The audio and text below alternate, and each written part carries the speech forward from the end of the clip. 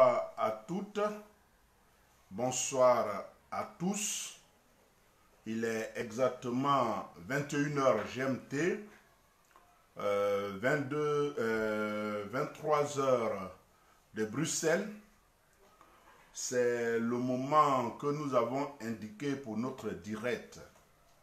Oui, comme nous avons l'habitude de le faire, à chaque fois que nous avons une situation,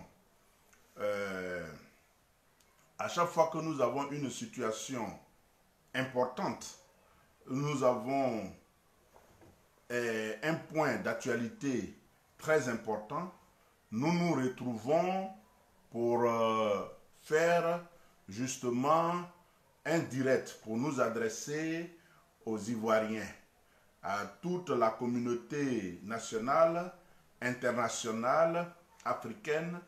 Alors aujourd'hui, notre direct est justement basé sur l'enrôlement ou le début de l'enrôlement des Ivoiriens de l'étranger, de tous ceux des Ivoiriens qui vivent à l'étranger.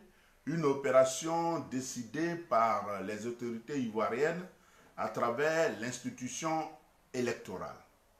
Je voudrais d'entrée saluer le réseau Panacom et son chef, son président, le camarade Kakri Kaza, et tous les camarades du réseau Panacom qui, depuis le lancement de la campagne pour l'enrôlement, qui font un travail monumental, qui font un travail de sensibilisation, un travail d'accompagnement.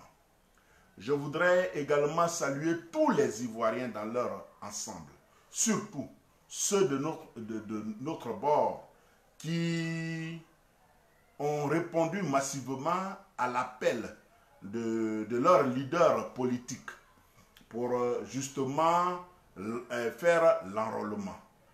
Aujourd'hui, donc, après 2 journées, après les 2 premières journées du début de l'opération de l'enrôlement des Ivoiriens de l'étranger qui a débuté depuis hier 13 juin pour s'achever au 24 juin, c'est-à-dire 11 jours francs, quel point nous pouvons faire pour d'abord donner le point de l'engouement, de la mobilisation, parce que nous n'avons pas cessé de mobiliser les Ivoiriens dans les différents pays de résidence des Ivoiriens où nous avons des contacts, où nous avons pu contacter des compatriotes pour nous faire le point de l'enrôlement.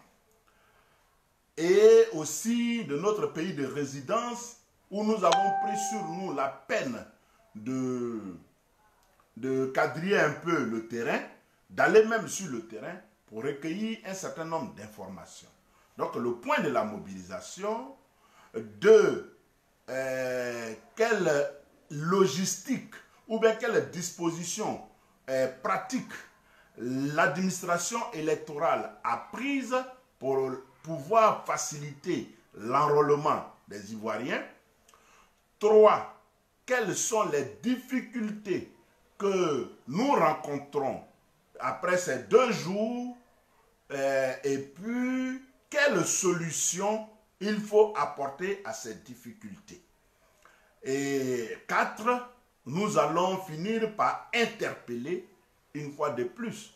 Si difficulté il y a, nous allons interpeller nos autorités, c'est-à-dire les autorités ivoiriennes, surtout les autorités électorales, les autorités consulaires, parce que nous sommes dans des pays étrangers, ce sont les représentations diplomatiques qui sont nos premiers interlocuteurs, et puis interpeller ou donner des informations, des éléments d'information à nos différents états-majors, aux différents états-majors de nos partis politiques, à l'effet d'élargir leur base ou bien leur stratégie afin de pouvoir permettre au maximum de leurs militants d'avoir leur nom sur la liste électorale.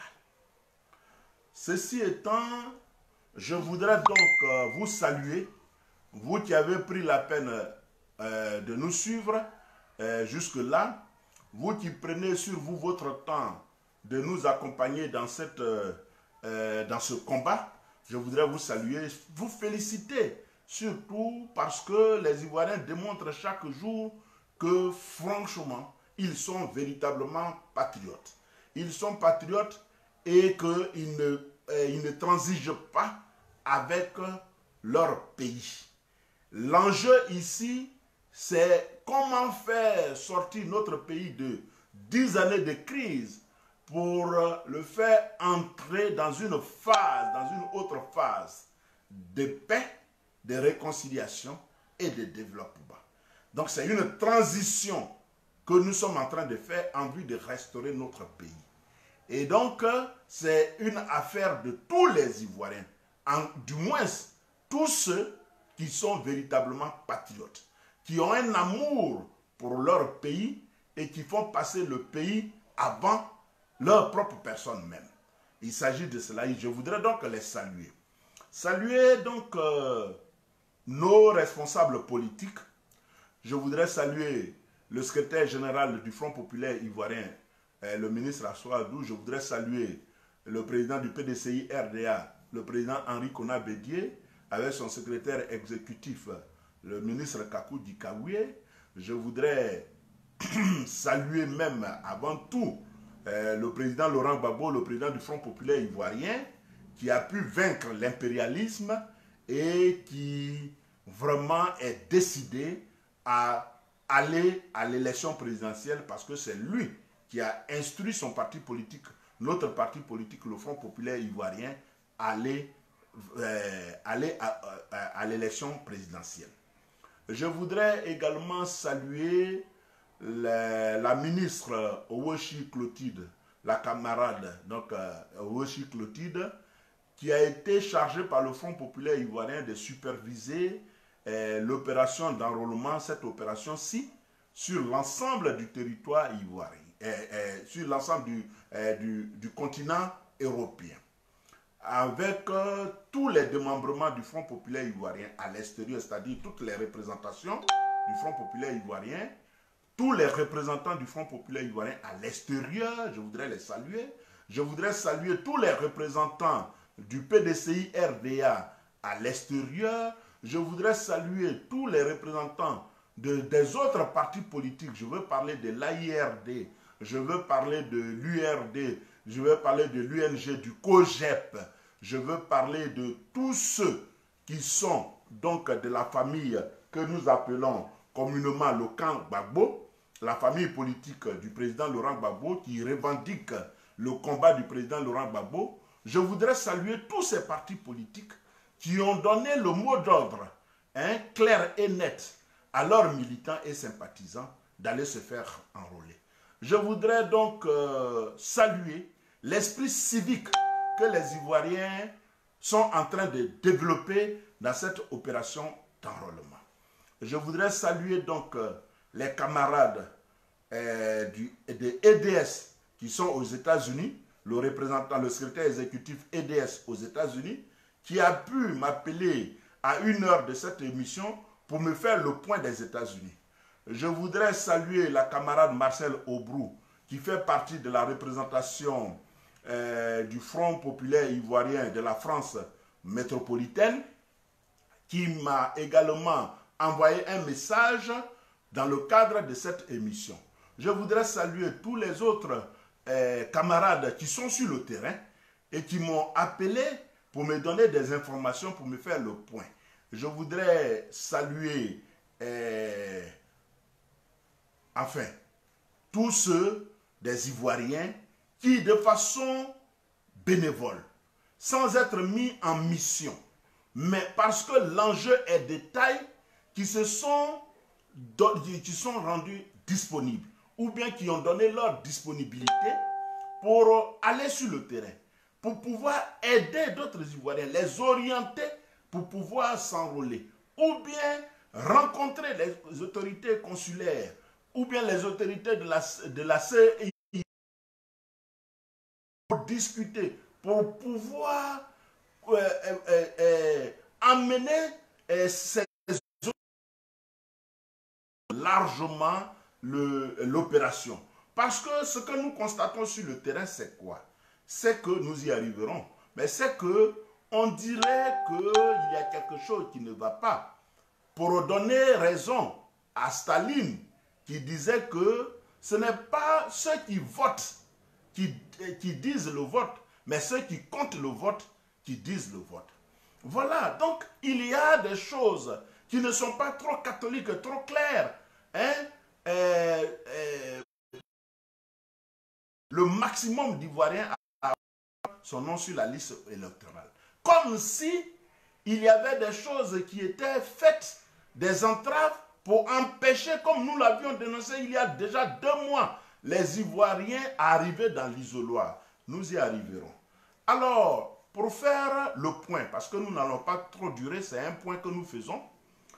En ce qui concerne mon pays de résidence, le Maroc, je l'avais déjà dit 3 jours. Le pays est trop vaste. 3 centres d'enrôlement. Et Rabat, la capitale, Casablanca, la métropole économique, et Fès, qui est la ville estudiantine, hein, où il y a beaucoup d'Ivoiriens qui sont étudiants et qui y sont. Alors, pour ce territoire vaste, 3 centres d'enrôlement.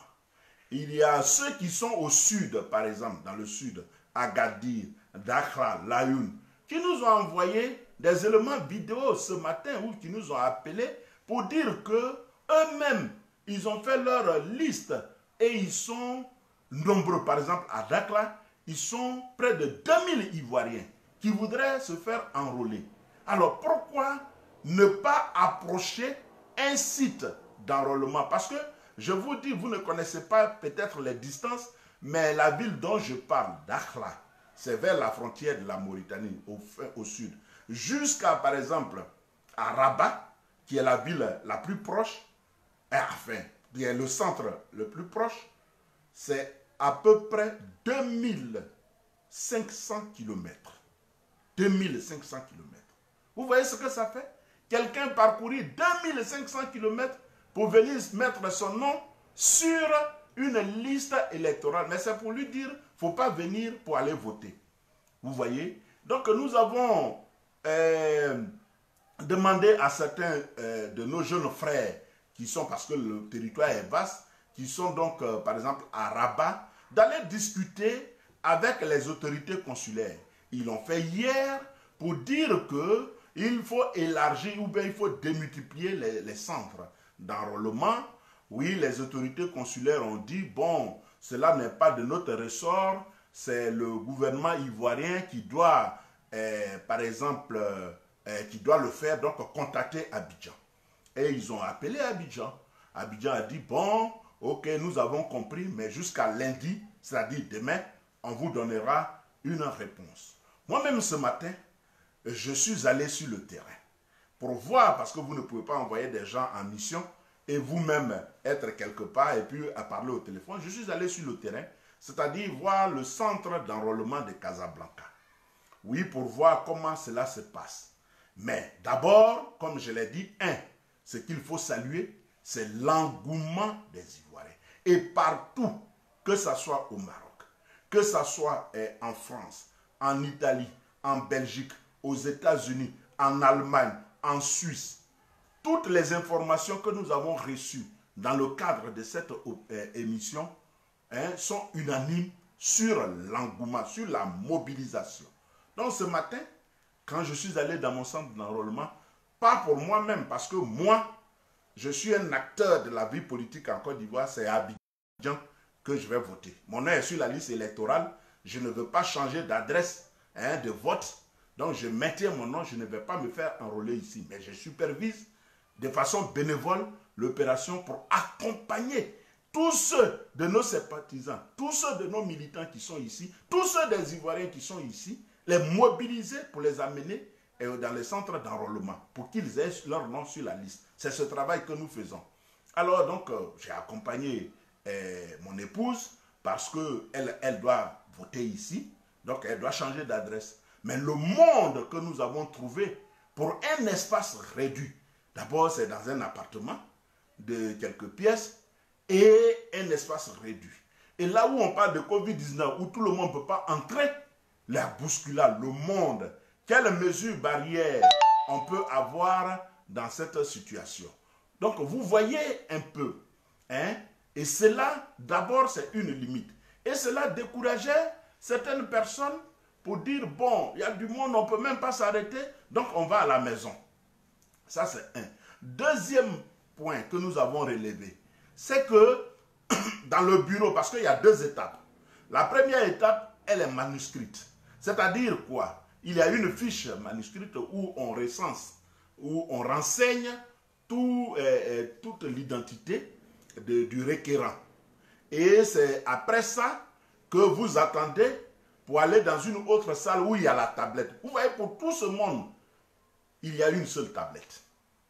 Une seule tablette. C'est-à-dire une jeune dame là qui est là et c'est elle seule qui manipule une tablette. Mais elle peut passer 30 minutes sur un seul requérant. Est-ce que vous voyez un peu? Donc, ça dénote d'une lenteur. D'abord, ceux qui renseignent les fiches manuscrites sont deux personnes pour le monde qu'il y a. Mais alors qu'il y a des jeunes Ivoiriens ou des Ivoiriens tout court qui sont prêts, qui ne cherchent même pas à être payés, mais qui veulent même faire du bénévolat pour aider à faire le recensement, le recensement pour qu'on puisse aller vite et recenser le maximum de personnes. Voilà. Mais ça dépend encore d'une négociation ou bien cela dépend de la volonté des autorités électorales. C'est pour cela que nous avons demandé aux responsables ou bien aux membres de notre représentation de rentrer rapidement en contact avec les autorités électorales afin de négocier quelques places. Ça, nous allons négocier pour aider à renseigner les fiches. Pour aider à renseigner les fiches. Pour permettre aux Ivoiriens de s'enrôler. Ça, c'est pour de ce qui est de Casablanca. À Rabat, c'est la même chose. À Fès, c'est la même chose. Nous allons également continuer de discuter avec ces autorités afin d'élargir, comme nous l'avons fait pour la Côte d'Ivoire, nous avons plaidé, nous avons discuté, nous avons dénoncé, jusqu'à ce que les sites d'enrôlement soient multipliés en Côte d'Ivoire, nous allons continuer de le faire. Pour vous dire, pour finir avec le point du Maroc, pour vous dire que ce que j'ai vu aujourd'hui de mes yeux, c'est que les Ivoiriens sont mobilisés. Le message est passé. Vous pouvez être tranquille que le message est passé. Les Ivoiriens sont motivés, sont mobilisés pour s'enrôler sur la liste électorale. C'est pour cela que je voulais vraiment saluer cette mobilisation. Nous allons continuer. Pour ce qui est de la logistique dont j'ai parlé, nous allons aussi continuer à dénoncer ce qu'il faut dénoncer, à faire des suggestions. Nous allons négocier. Il reste encore 10 jours jusqu'à ce que le maximum, même s'il faut proroger, il faut demander une prorogation. On va demander une prorogation de sorte que les Ivoiriens au maximum puissent s'enrôler. J'ai reçu un coup de fil du secrétaire exécutif représentant EDS aux États-Unis qui m'a appelé pour me faire le point des États-Unis. Parce que le matin, on s'est écrit et il m'a dit de lui donner 3 heures de temps, le temps de faire le tour et il allait me donner des informations fiables. Alors, vous pouvez demander si vous avez des représentants, je veux dire des contacts aux États-Unis, l'information qui m'est parvenue, et je parle sous le couvert du secrétaire exécutif de EDS, c'est que pour les grands États-Unis, c'est 2 centres d'enrôlement qui ont été ouverts. 2 centres. Alors, un centre qui regroupe les villes de Washington, New York, Philadelphie, Bon, je ne sais même pas. Il a tellement cité. Et un autre centre qu'on a ouvert à Atlanta. Donc, qu'est-ce qui est maintenant du Texas? Qu'est-ce qui est de la Californie? Qu'est-ce qui est de Chicago? Où on trouve beaucoup de pro-Gbagbo. La côte Est, d'après ce qu'il m'a dit, c'est là-bas qu'on trouve les pro-Ouattara. Et il y a même des difficultés au sein même de la CI parce que la responsable de la CI a été, je crois on l'a démis de ses fonctions parce qu'elle a refusé d'homologuer et de signer 400 documents qui sont arrivés de New York. Elle a dit, mais si on a ce nombre à New York, pourquoi ne pas ouvrir un centre à New York? New York est quand même une grande ville. Et c'est ça qui a fait qu'elle a été démissionnée. Et donc, le représentant de EDS m'a dit qu'ils ont déjà envoyé une lettre à l'ambassadeur, donc à la représentation diplomatique, pour justement régler ce problème logistique. Et si l'ambassadeur ne répond pas favorablement, il y a 25 associations de la société civile qui sont de la société civile ivoirienne, qui sont basées aux États-Unis, qui sont prêtes à aller devant l'ambassade pour manifester de sorte à obtenir un gain de cause. Pour dire que ce n'est même pas la peine. Selon sa conclusion, aux États-Unis, ce n'est pas la peine. Déjà, avant même cette émission, lorsque nous faisions déjà notre première émission concernant l'enrôlement à l'étranger, on nous avait déjà dit depuis les États-Unis qu'on donnait les cartes consulaires de façon clandestine à leurs partisans. Le pouvoir, le régime d'Abidjan donnait de façon clandestine les cartes consulaires à leurs partisans.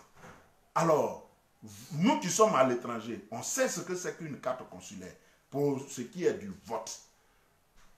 Bon, et ça encore, c'est une négociation peut-être que nous allons faire. Parce que ici, dans mon pays de résidence, lorsque vous n'avez pas de carte consulaire, vous ne votez pas. Or, vous ne votez pas. Vous pouvez avoir votre nom sur la liste électorale, mais si vous n'avez pas de carte consulaire, vous ne votez pas. Donc, on nous avait déjà dit comment l'opération avait déjà débuté pendant qu'on parle de confinement et l'ambassade est fermée. L'opération avait déjà débuté de façon clandestine. Voilà le point que nous allons faire, que nous pouvons faire pour les États-Unis. Je pense bien que le représentant du Front populaire ivoirien, le représentant du PDCI RDA, le représentant du vont saisir justement les instances dirigeantes à Abidjan pour que ces instances prennent contact avec l'institution électorale à Abidjan pour régler ce problème aux États-Unis. Voilà ce que nous pouvons dire pour le moment. En ce qui concerne la France, oui, vous pouvez rectifier, mais les informations que nous avons eues sur le terrain, nous avons parlé ce matin avec Madame la ministre, la camarade Owoshi Clotilde, qui avait dit qu'elle n'avait pas encore tout le point, mais hier, la représentante Georgette Nekalo était sur le terrain et elle est rentrée tardivement jusqu'à 22h. Mais au dire de la camarade Marcel Aubrou, qui est du bureau de la représentation FPI de la France métropolitaine, il y a vraiment des difficultés. Par exemple, dans son centre d'enrôlement de Villejuif, où elle était, bon, l'opération a commencé à 10h, mais déjà à 13h, à 14h, ils ont arrêté, et à midi, ils ont arrêté, et pour aller manger, pour faire, ben, ils ont repris à 14h pour arrêter à 18h. Donc, tous ceux qui étaient là, on leur a dit de retourner, et c'est après eux que d'autres personnes ont été enrôlées. Ce matin également, on a un jeune frère qui est à Saint-Denis, dans le centre d'enrôlement à Saint-Denis, qui nous a appelés pour dire que là-bas, c'est pratiquement la même chose. Pour tout le monde, il y avait près de 400 personnes ce matin à Saint-Denis, il n'y avait que 3 tablettes. Et tout ce monde, pour tout ce monde, l'opération était difficilement menée parce qu'on faisait retourner des gens pour des problèmes de passeport ou bien d'identité. Et lorsque ceux-là, beaucoup de personnes sont découragées et elles vont à la maison, ils prenaient effectivement leurs partisans qu'ils enrôlaient. Et donc, ce qui fait que sur les 400 personnes au moins, ils n'ont pas pu enrôler près de 100 personnes. Donc, il y a tous ces problèmes. Il y a un problème de logistique. D'abord, il y a un problème de personnel. Il y a un problème de logistique. Il y a un problème même de faisabilité. Comment l'opération est menée. Voilà ce que nous pouvons dire en attendant d'avoir d'autres points. De toutes les façons, nous faisons notre travail que nous avons toujours eu à faire, c'est-à-dire notre travail de combat que nous faisons, mais la responsable, la ministre Woshi Clotilde, en ce qui concerne du Front populaire ivoirien, qui a été mandatée par la direction du Front populaire ivoirien pour justement superviser l'opération d'enrôlement des Ivoiriens de l'Europe, elle fera chaque jour un point. Aujourd'hui, j'ai écouté son point qu'elle a fait il y a 30 minutes. Simplement, comment sa méthode de travail, c'est pour exposer sa méthode de travail et comment elle comptait mener le travail et mobiliser et sensibiliser. Mais les problèmes sur le terrain, ce sont les camarades, de façon bénévole, qui ont décidé de nous accompagner, qui sont sur le terrain, qui nous donnent les informations. Donc, elle viendra pour dire ce qui marche, ce qui ne marche pas, et comment il faut faire, et comment il faut instruire en fonction du rapport qui sera fait à la direction, par exemple, du Front populaire ivoirien, pour ce qui concerne les responsables du Front populaire ivoirien à l'étranger, pour le rapport qui sera fait à la direction du PDCI-RDA, pour ce qui concerne les représentants du PDCI-RDA à l'étranger. Ce sont ces rapports qui doivent emmener les directions nationales qui sont basées à Abidjan de prendre les dispositions pratiques à l'effet d'amener la CEI et les autorités ivoiriennes même à permettre à tous les Ivoiriens qui sont à l'étranger d'avoir leur nom sur la liste électorale. Parce que l'enjeu est de taille.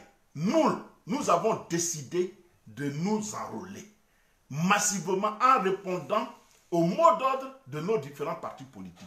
C'est nous qui avions boycotté l'élection depuis 10 ans. Mais nous voulons réparer le boycott de 10 ans que nous avons fait. Donc, qu'on nous permette de nous enrôler. Et nous sommes des citoyens ivoiriens. Le droit de vote est un droit civique. Est un droit civique, un devoir citoyen. Donc, nous voulons exercer notre devoir citoyen et jouir de notre droit civique. Qu'on ne nous empêche pas. Donc, il faudrait que, au vu des informations que nous allons recueillir au fur et à mesure sur le terrain et que nous allons diffuser de façon directe parce que nous ne sommes pas mandatés par nous on est disciplinés, nous ne sommes pas mandatés par nos différents partis politiques, mais nous informons. Et les responsables qui ont été mandatés, eux, ils doivent faire des rapports écrits aux états-majors ou aux directions nationales, et ce sont ces rapports écrits qui vont être des preuves palpables que doivent brandir justement ces directions nationales à l'effet d'amener la CEI et les autorités de Côte d'Ivoire pour régler ce problème d'enrôlement des Ivoiriens à l'étranger.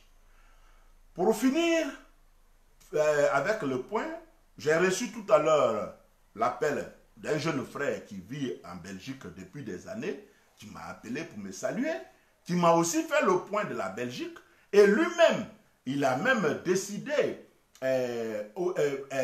certaines personnes qui sont proches de lui ont décidé d'aller à l'ambassade de la Côte d'Ivoire à Belgique pour bloquer les opérations. Parce que la façon dont les opérations étaient menées ne permettait pas à tous de s'enrôler. Donc, les opérations ont été bloquées pour la journée d'aujourd'hui pour que tout le monde voit clair dans cette histoire d'enrôlement des Ivoiriens vivant en Belgique.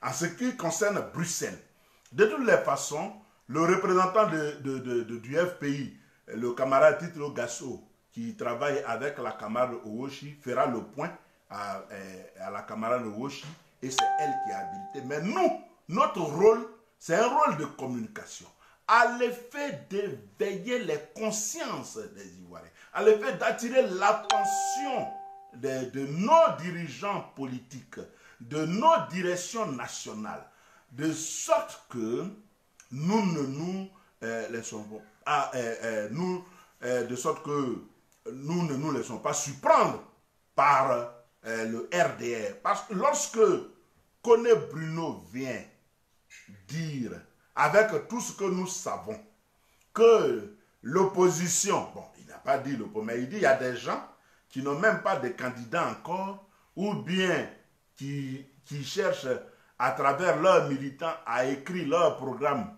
politique, c'est eux qui veulent aller aux élections. Mais nous avons déjà gagné. Et nous avons conquis le cœur des Ivoiriens. Voilà. Alors que nous savons tous qu'eux aussi, ils n'ont pas de candidats. Alors, lorsqu'ils disent comme ça, qu'ils ont déjà gagné, lorsque Ahmed Bakayoko en son temps avait dit c'est gérer bouclé, et gérer bouclé, et puis bon, sur quoi ils comptent en disant cela? C'est sur la fraude massive. D'abord, à notre insu, ils avaient déjà enrôlé suffisamment de non-ivoiriens sur la liste électorale. Et lorsqu'on leur demande d'ouvrir la CI pour que nous puissions contrôler ensemble le listing électoral, ils refusent. Parce que si vous allez dans tous les sites d'enrôlement, depuis la tête jusqu'à la personne qui ouvre même la porte pour que vous rentrez, c'est leur gare. Oui, bon, s'ils veulent travailler pour les Ivoiriens, c'est normal. Mais il ne faut pas, si vous voulez travailler pour les Ivoiriens, on vous donne de l'argent pour ça. Hein? Et c'est l'argent du contribuable ivoirien. Donc, il faut travailler correctement pour les Ivoiriens. Il faut permettre aux Ivoiriens de se mettre sur le liste électoral. C'est nous qui avions, pour des raisons évidentes, pour des raisons qu'on connaissait tous, qui avions refusé depuis 10 ans de boycotter l'élection en Côte d'Ivoire. Mais nous disons maintenant que non, nous ne voulons plus boycotter l'élection, nous voulons aller à l'élection parce que c'est par l'élection que nous allons battre le régime actuel, le pouvoir actuel. C'est par l'élection que nous allons restaurer notre pays. Parce que nous n'avons pas d'armes. Si nous avions des armes, en 2011, on n'allait pas fuir la Côte d'Ivoire. On allait rester là pour nous battre. Si nous avaient tous tués, bon, ils avaient gagné. Mais si nous avons fui notre pays, c'est parce que nous n'avons pas d'armes. C'est eux qui ont les armes et qui règlent les problèmes politiques par les armes. Nous n'avons aucune arme. Nous avons choisi par la voix de notre président, quand je dis nous, je parle du Front populaire ivoirien, par la voix de notre président, le président Laurent Gbagbo, nous avons choisi la transition pacifique à la démocratie. Et comme la démocratie a été assassinée depuis le 11 avril 2011, la démocratie que nous avons chèrement acquise a été assassinée depuis le 11 avril 2011, nous voulons restaurer cette démocratie qui a été assassinée. Mais ce n'est pas en prenant les armes. Nous ne prenons pas les armes. C'est par le vote. Et comme l'a dit Staline, c'est celui qui compte le vote qui dit le vote. Ce n'est pas celui qui vote qui dit le vote. Et donc, eux, comme ce sont eux qui veulent compter le vote, eux seuls, ils prennent toutes les dispositions pour ne même pas que nous arrivions dans les urnes. Mais cette fois-ci, ils ont menti. Parce que ce que j'ai vu aujourd'hui sur le terrain m'encourage. Ça veut dire que notre message est passé.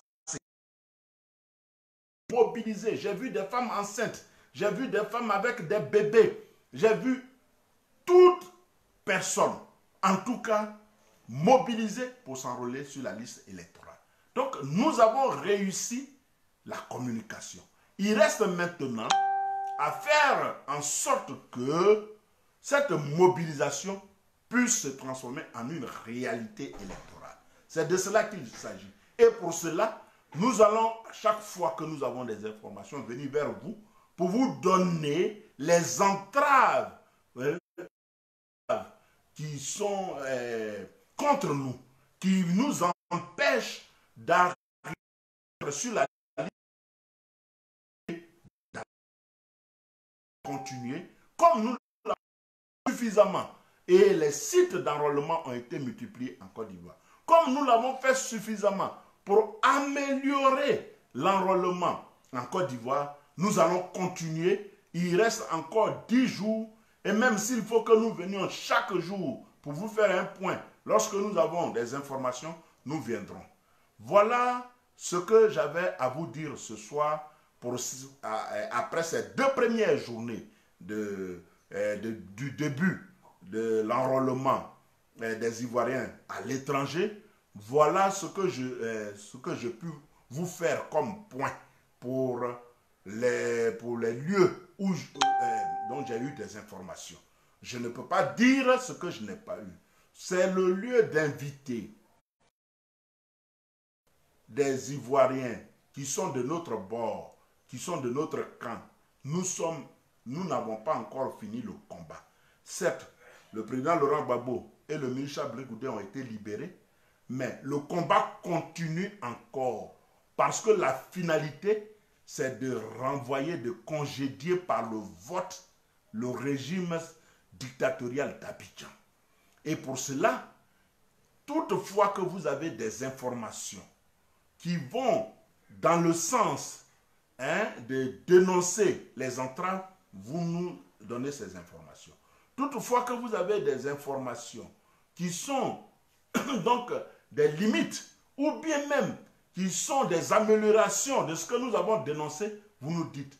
Et comme ça, nous allons porter cela à la connaissance d'un grand nombre pour que chacun ait une disposition et là où il se trouve pour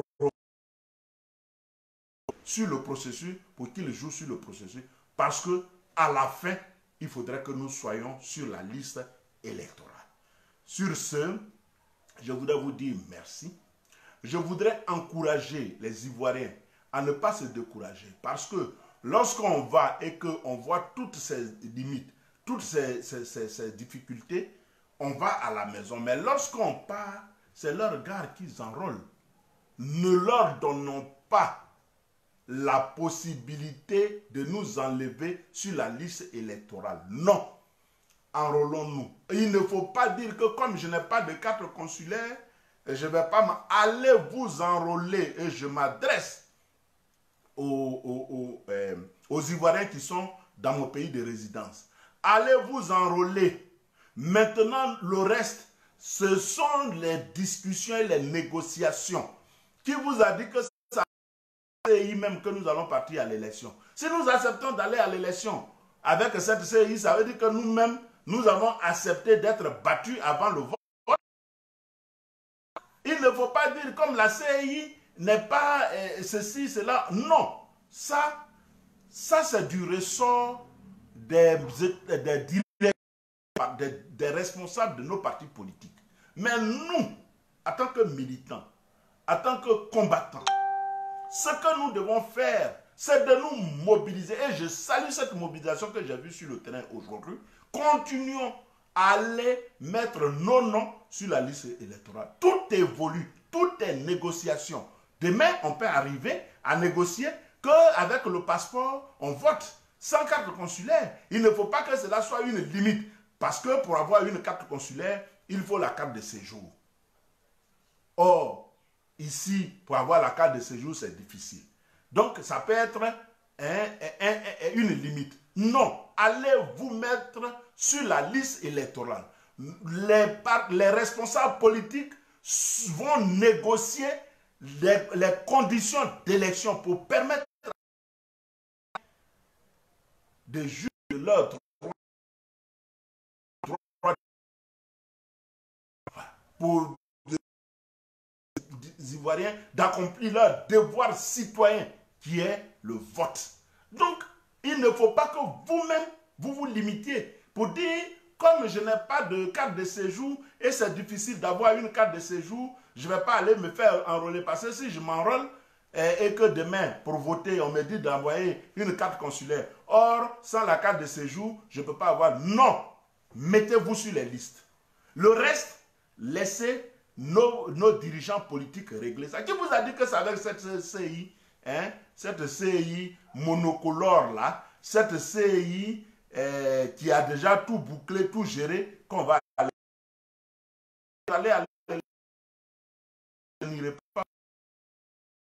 pas voter, ce n'est pas la peine, parce que même que ce soit la logistique, c'est-à-dire ils ont déjà recruté des informaticiens, même il y a un informaticien qui a été débauché, on y reviendra un jour plus tard, qui a été débauché de Orange Côte d'Ivoire, qui est nommé ministre actuellement. C'est pour justement truquer le vote des Ivoiriens. Donc ils ont déjà pris toutes les dispositions. Mais non, nous le savons, ce n'est pas avec cette CI, ce n'est pas avec cette institution électorale décriée que nous allons partir à l'élection. Notre rôle, c'est de vous sensibiliser, de vous mobiliser. Ne vous découragez pas, allez vous mettre sur la liste électorale. Le reste, c'est une affaire politique et nous allons le régler politiquement. S'ils ne veulent pas changer l'institution électorale, s'ils ne veulent pas ouvrir les élections, s'ils ne veulent pas organiser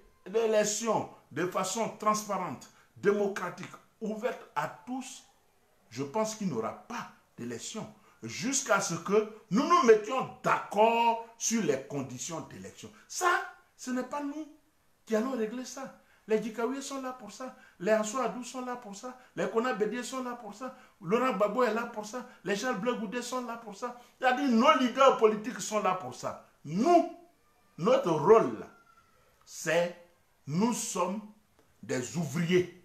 Nous devons exécuter. Nos partis politiques nous ont dit d'aller nous faire enrôler, allons nous enrôler.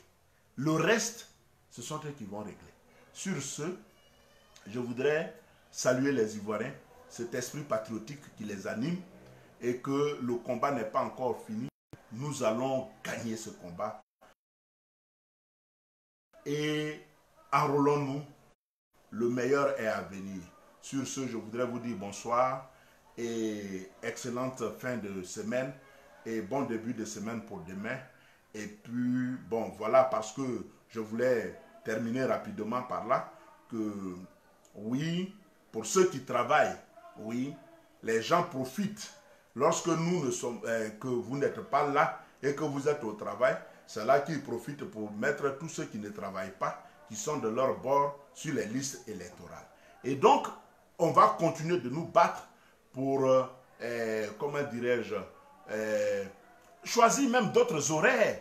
Parce que moi, si je finis le travail à 18h et que c'est à 18h que je vais passer au lieu d'enrôlement, il ne faut pas qu'on me dise que la porte est fermée. Non, tout ça, ça doit être négocié par nos responsables politiques à l'étranger. Sur ce, je voudrais vous dire merci de votre